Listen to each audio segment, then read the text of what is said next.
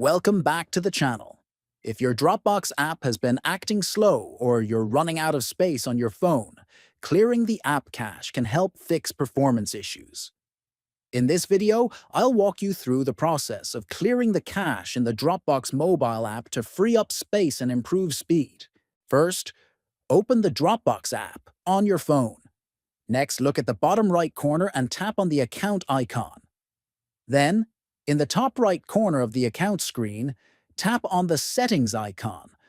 Scroll down the Settings menu until you see the option labeled Clear Cache.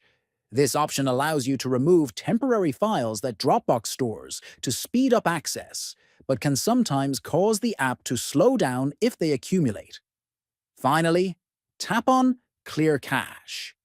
Once confirmed, Dropbox will delete the cache data without affecting your stored files or folders. That's it.